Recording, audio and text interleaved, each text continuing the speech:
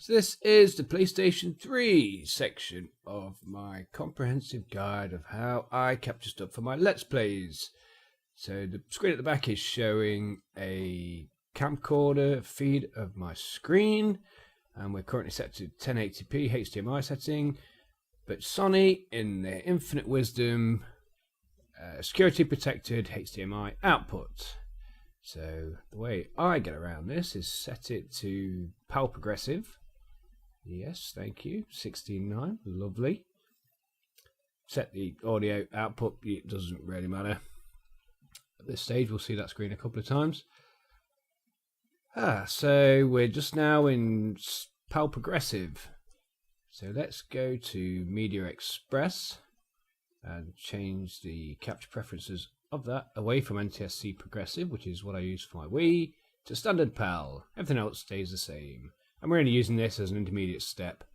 This system is very complicated, but I'll explain why that is so. Next, we need to go to the Blackmagic control panel and change the inputs feed to component video and RCA audio. No idea why that screen's so blurry. It's under the same capturing preferences as I use for my Xbox, but yeah, whatever.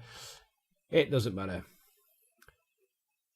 So we're still getting a black screen, but that's because we're still using the HDMI. So now we need to select component, and my screen is not connected directly to my PlayStation with a component cable, but that doesn't matter because now the Blackmagic is starting to accept signal on the component breakout cable, which is why I went for the Intensity Pro. So yeah, just set the audio options again. Yeah, complete ball ache. But PAL progressive, yeah, it's not high def video really, is it? So let's change the input on my TV to a component feed, which is coming through my Yamaha. And now we can go to 720p. Awesome. But balls, that means Media Express isn't captured anymore. That's okay, we'll change this to HD 720p 5994 again, which means it's a modified NTSC signal. And huzzah! We are now capturing HD video. And for the third time, we'll set the audio options, which you only get stereo out of the component side of things. I suppose you could connect a separate cable for surround sound, but I listen through headphones, so it wouldn't make fucking any difference to me. And yeah, that now is a facet of my Yamaha amplifier not liking the mode that text tries to get displayed in. Excuse me.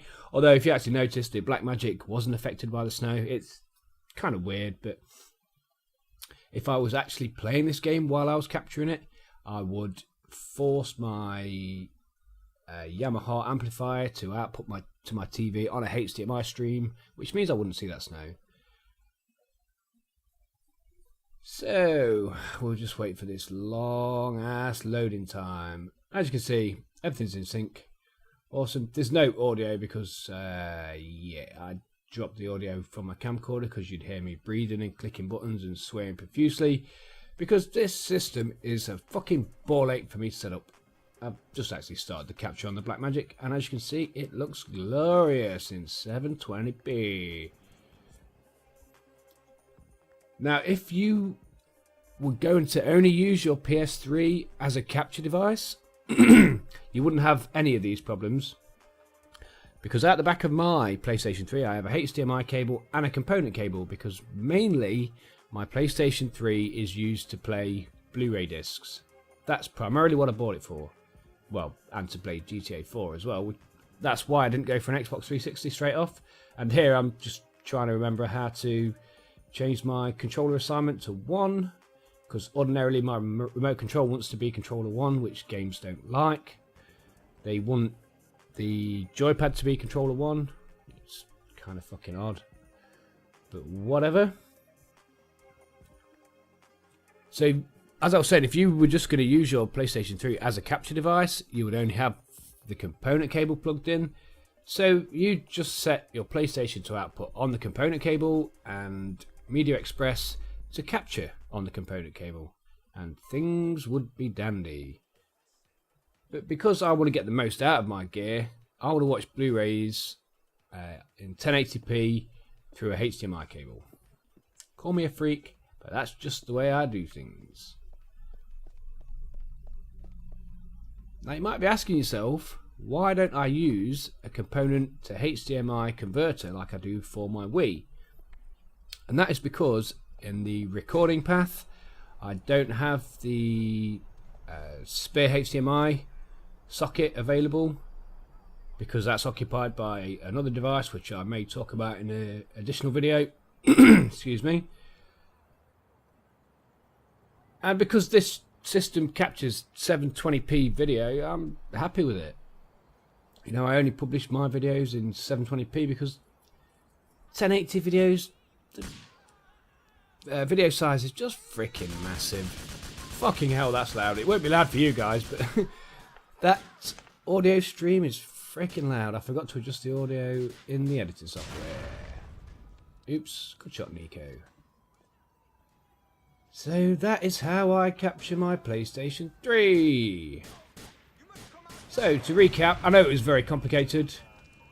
I used the component output on the PlayStation 3 to go into the component breakout cable of my Blackmagic Intensity Pro, and then I set Media Express to HD 720p 5994.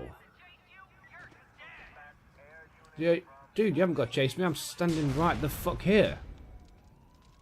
And yeah, I kept forgetting what the buttons do. I've not played GTA for ages, other than that little test recording I did a couple of weeks ago. And yeah, there we go. So what do you do when you've finished your session and you want to go back to watching Blu-ray discs in glorious 1080p through a HDMI cable? Well, you can go through all the display malarkey again, just in reverse. Or you can do it the super quick way. I'll show you the super quick way after I've finished clicking shit, dicking about. I'm just showing you display settings. My housemate was around, so I didn't know how much video it would take. But what I've done there is pressed the power button on my PlayStation, press and hold it until you hear a beep. It goes off. Take your finger off the button, press and hold it until you hear another beep, and that sets the PlayStation back to its default display mode. Because when it comes back on, in a second, any second, there, it said to you, oh, there's a HDMI device available. Do you want to use that? Yeah, go on then.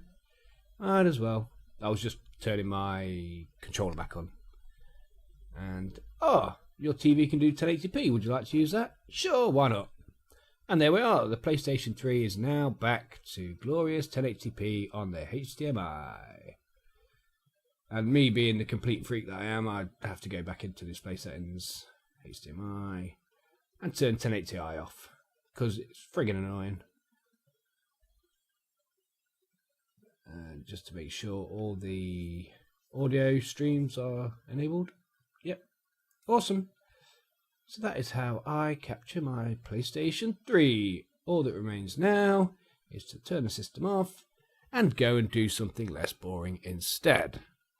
I hope this series of videos has been helpful. Any questions? Leave a comment, PM me, whatevs.